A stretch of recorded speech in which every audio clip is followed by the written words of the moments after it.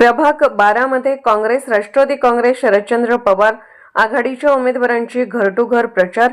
सांगली, मिरज आणि कुपवाड प्रभाग क्रमांक 12 मधील काँग्रेस व राष्ट्रवादी काँग्रेस, शरदचंद्र पवार आघाडीच्या उमेदवारांनी आज प्रभागामध्ये घर टू घर प्रचार केला.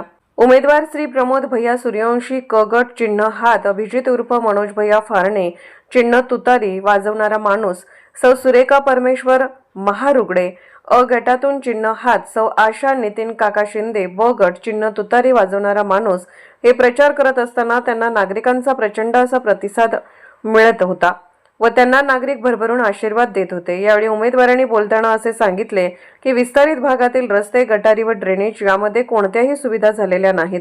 आम्ही त्या सुविधा लवकरच मतदारांना देण्याचे वचन दिले.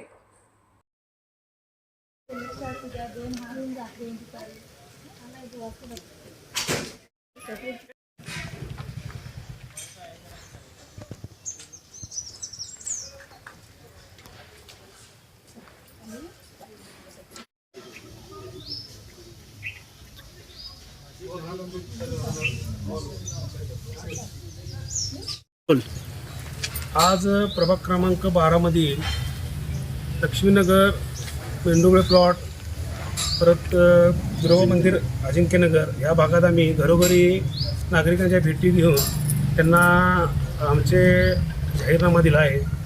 आज आमच्या प्रभागामध्ये आम्ही 4 उमेदवार आहोत. एक राष्ट्रवादी शरदचंद्र पवार गटाचे 2 आहेत आणि काँग्रेसचे 2 आहेत. अ गटातून आहेत सुरेखा वहिनी महारुगडे थोरात, या अ गटातून आहेत, त्यांचं चिन्ह आहे हाताचा पंजा. ब गटातून आशाताई नितीन शिंदे, यांचं चिन्ह आहे तुतारी वाजवणारा माणूस. क गटातून मी प्रमोद सूर्यवंशी, माझं चिन्ह आहे हाताचा पंजा. व क गटातून आमचे मित्र मनोज भैया फारणे, यांचं चिन्ह आहे तुतारी वाजवणारा माणूस. आज आम्ही घरोघरी जेव्हा गेलो नागरिकांना भेटायला, तर नागरिकांच्या समस्या भरपूर आहेत. भाजपाचे जे मागचे नगरसेवक होते त्या भागात कुठेही फिरले नाहीत, नागरिकांच्या मध्ये गेले नाहीत आणि नागरिकांच्या समस्या सुटल्या नसल्यामुळे गेल्या 12 वर्षातला जो कामाचा डोंगरी तो झाला आहे तो सोडण्यासाठी आम्ही प्रयत्न करणार आहे. आणि नागरिकांच्या समस्या जाणून घेत आम्ही सर्वांना भेटून आमच्या पॅनलला विजय करा असे त्यांना आवाहन करत आहे. या प्रभागामध्ये तुम्हाला प्रतिसाद कसं मिळत आहे? प्रभागामध्ये नागरिकांच्या मध्ये मागचे जे नगरसेवक होते ते कोणीही नागरिकांच्यामध्ये गेले नाहीत, फिरले नाहीत, प्रभागामध्ये कामे केली नाहीत. त्यामुळे त्यांच्याबद्दल रोष हा मोठ्या प्रमाणात आहे.